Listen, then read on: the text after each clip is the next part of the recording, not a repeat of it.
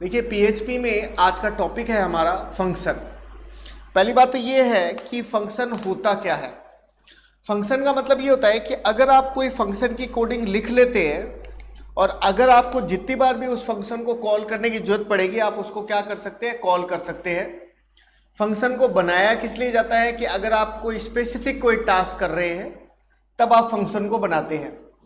मतलब ऐसे समझ लीजिए कि जैसे मान लीजिए, जैसे एक एग्जांपल इसमें दिया हुआ है कि भाई हम लोग कोई एनुअल बजट अगर हम लोग बना रहे हैं तो अगर वो प्रोसेस हमें बार बार जरूरत पड़ती है तो हम उसको एक फंक्शन के रूप में बना सकते हैं। तो नेक्स्ट टाइम हमें केवल उसको कॉल ही करना पड़ेगा। फिर वही बात कि फंक्शन कितने प्रकार के होते हैं, तो आप ये कहेंगे कि फंक्शन दो प्रकार के होते हैं। एक होता है इनबिल्ट फंक्शन और दूसरा होता है यूजर डिफाइंड फंक्शन। पहले मैं आपको थ्योरी समझा देता हूँ, फिर उसका प्रैक्टिकली रन भी करवा देंगे। इनबिल्ट फंक्शन का मतलब ये होता है कि जो लाइब्रेरी पहले से बनी हुई है, मतलब जिसकी कोडिंग आपको लिखने की ज़रूरत नहीं है, वो सब कहलाते हैं इनबिल्ट फंक्शन। जैसे कि कुछ भी हो सकता है, प्रिंट अंडरस्कोर आर हो गया, कुछ भी, एनीथिंग, जो भी फंक्शन इनबिल्ट जैसे इसमें दे रखे हैं। दूसरा होता है यूजर डिफाइंड फंक्शन। होते हैं ऐसे फंक्शन जो कि कोडिंग, जिसकी कोडिंग यूजर के द्वारा की जाती है, यूजर अपने अकॉर्डिंग करता है, उसको हम बोलते हैं यूजर डिफाइंड फंक्शन। वैसे यूजर डिफाइंड फंक्शन जो होते हैं वो चार प्रकार के होते हैं। मैं प्रैक्टिकली तुम्हें ये रन करके बताऊंगा। जैसे no argument pass, no value return, उससे आपको अच्छा समझ में आएगा। दूसरा no argument pass but value return. तीसरा हो गया argument pass no value return. और चौथा हो गया आर्गुमेंट भी पास हो रहा है और वैल्यू भी रिटर्न हो रही है।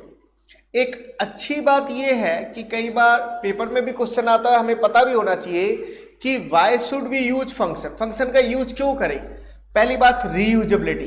रीयूजेबिलिटी का मतलब ये हुआ कि अगर आपने कोई कोडिंग लिख रखी है, कॉमन कोडिंग है, और आपको लगता है कि यार ये कोडिंग मुझे बार बार कॉल करनी ना पड़े, रीयूज हो जाए, दोबारा से उपयोग आ जाए, टाइम भी बच जाए, मेरा एफर्ट भी बच जाए, तब आप किसका यूज करेंगे, फंक्शन का।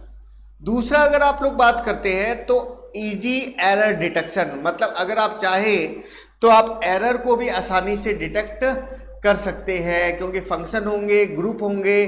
तो ये बेसिक सी बातें हैं जो आपको याद रखनी चाहिए, समझ के रखनी चाहिए। इजीली मेंटेन होता है, मतलब फंक्शन बनाया हुआ तो कोडिंग में आप इजीली क्या कर सकते हैं, उसमें बदलाव कर सकते हैं, ये इसका बेनिफिट रहता है।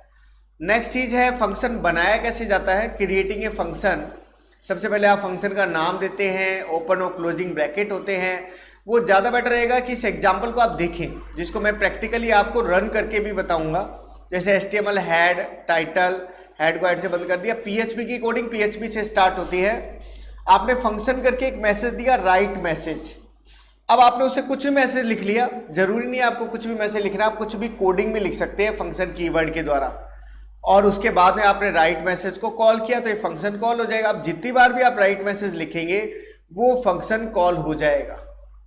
इसी तरह से फंक्शन में अगर आप कोई पैरामीटर पास कराना चाहते हैं तो आप पैरामीटर भी पास करा सकते हैं। तो पैरामीटर का हो गया एक तरह से आर्गुमेंट पास, जो मैं आपको कह रहा था। इसका मैं प्रैक्टिकली रन करके आपको बताऊंगा तो और अच्छा समझ में आ जाएगा आपको। जैसे इसमें देखिए वही फंक्शन कीवर्ड के द्वारा एक ऐड फंक्शन लिया है और आपने ऐड फंक्शन में यहां से फिक्स एक तो 10 और एक 20 दो वैल्यू पास कराई है। 10 आपका num1 में गया है, 20 आपका num2 में गया, दोनों जुड़ के सम में गए, सम प्रिंट हो गया। एक बेसिक सा प्रोग्राम हो गया, एक तरह से argument pass no value return का प्रोग्राम है, जैसा मैंने आपको बताया था। और मैं इन चारों तरीकों को ही प्रैक्टिकली आपको समझाऊंगा। अब अगर हम कोई भी आर्गुमेंट पास कराते हैं तो उसको एज ए रेफरेंस भी पास करा सकते हैं, एज ए वैल्यू भी पास करा सकते हैं।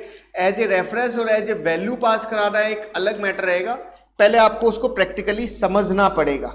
देखो जो मैंने अभी आपको थ्योरी में समझाया था उसको मैं प्रैक्टिकली आपको बताता हूँ। सबसे पहले अपने खोलते हैं नेटबीन, और नेटबीन खोलने के बाद में हम लोग अगर PHP की कोडिंग करते हैं तो करने के लिए सबसे पहले हमें PHP प्रोजेक्ट ओपन करना पड़ेगा। जैसे कि अभी हमने थ्योरी जो देखी थी उसके अंदर ये था कि हम हमारे फंक्शन को PHP वाले पार्ट में लिखते हैं और राइट मैसेज के द्वारा उसको कॉल करते हैं।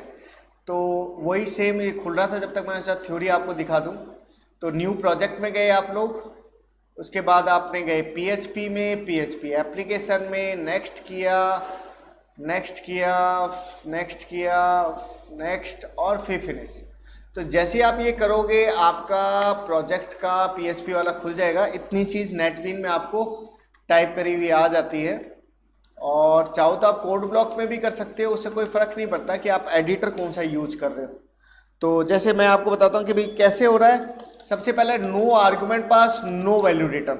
तो मैंने लिखा फंक्शन फन, फंक्शन का नाम लिखा, कर्ली ब्रेसेस शुरू किया, कर्ली ब्रेसेस बंद कर दिया। और अब उसको कॉलिंग कहाँ से कर रहे हैं? कॉलिंग हम जस्ट उसी पार्ट से भी कर सकते हैं, और कहीं और से अगर आप करना चाहो तो कहीं और से भी उसको कॉल कर सकते हैं। तो एक बार वहीं से कर लेते हैं हम लोग। तो देखिए इसको लिखा हमने फन, फन फंक्शन हमने कॉल किया, और लास्ट में क्या लगता है? सेमीकोलन। अब ये जो तरीका है इसके अंदर हमने कोई मैसेज दे देते हैं। जैसे मैसेज मैंने लिखा इको, और इको लिखने के बाद में हमने मैसेज में लिखा welcome to PHP function. PHP function में आपका वेलकम है। अब इसको कॉल किया आपने, और उसके बाद में आपने देखो पीएचपी आपने स्टार्ट किया, फंक्शन को आपने कर लिया कॉल। इसमें एक जो चीज़ जो कमी जो रहेगी वो ये रहेगी कि हमें लास्ट में क्या लगाना था? सेमीकोलन। अब देखो ये फंक्शन है no argument pass, no value return. तो आपने फन फंक्शन को कॉल किया, और कॉल करने के बाद में वही आप इसको सेव करेंगे। सेव करने के बाद इसको आपने रन किया। रन जैसे ही आप करेंगे इसका output welcome to PHP function. तो ये तो एक बेसिक सा प्रोग्राम हो गया। जैसे मान लो आप इसके बदले, जैसे मैंने पुराने प्रोग्राम अगर आप देखोगे तो उसमें फैक्टोरियल हो गया, फिबोनाची हो गया, सारी तरह के प्रोग्राम मैंने तुम लोगों को करवा रखे हैं। जैसे मान लो मैं तुम्हें बेसिक एक बार जोड़ने का प्रोग्राम ही करवा देता हूँ। $a बराबर ले लिया अपने 5, और डॉलर, उसी एग्जाम्पल को मैं चेंज कर करके अलग अलग तरीकों से आपको बता देता हूँ। $a बराबर, $b बराबर, और अगर आप इफ एल्स लगा रहे हो या कुछ भी एनीथिंग जो भी प्रोग्राम आप करना चाहते हो तो वो आप कर सकते हो। मैं एक बार बेसिक जोड़ने का प्रोग्राम से कंसेप्ट क्लियर कर देता हूँ आपको, क्योंकि कई जो है उनको फंक्शन के बेसिक कंसेप्ट भी नहीं पता होते। तो $a और $b ये दोनों चीज़ आ गई, दोनों जुड़ के किस में चलेगी? $c के अंदर। तो मैं इसी चीज़ को कन्वर्ट करके आपको बताऊंगा। अब देखो ये मैंने लिखा 5 और 7 को जोड़ रहा है, फन फंक्शन कॉल हो रहा है। इसको मैंने किया सेव, और फिर मैंने इसको क्या किया? रन किया। रन किया तो वेलकम टू पीएचपी फंक्शन, उसके बाद में जो भी जोड़ने पर रिजल्ट आ रहा है वो इसका प्रिंट हो रहा है। अब अगर आप मैसेज नहीं लिखना चाहते तो मैसेज हटा दो, वो आपकी मर्जी है। तो अब मैं इसको अलग अलग तरीकों से आपको बताता हूँ कि जैसे मान लो ये तो हुआ no argument pass, no value return. और अगर मैं कह दूं आर्गुमेंट मुझे पास करना है तो हम लोग क्या करेंगे? तब हम यहां पर उस वैल्यू को लिखेंगे। जैसे मैंने लिखा 5,7, और उसके बाद में अब आपने जो आर्गुमेंट पास किया है वो आर्गुमेंट आप इसके ब्रैकेट में लिखेंगे। तो मैंने यहां पर लिखा $a और $b, मतलब ए और बी दो आर्गुमेंट पास हुए, नीचे से 5 और 7। तो इसका मतलब 5 और 7 को अब डिक्लेयर करने की जरूरत नहीं है। इसको बोलते हैं आर्गुमेंट पास करना।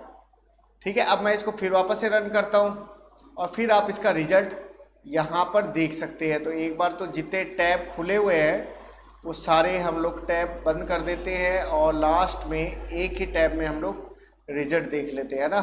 तो ये हमने रन किया, ये 12 आ गया। तो इसका मतलब मैंने अभी आपको बताया no argument pass, no value return, और दूसरा तरीका मैंने बताया आर्गुमेंट पास और नो वैल्यू रिटर्न।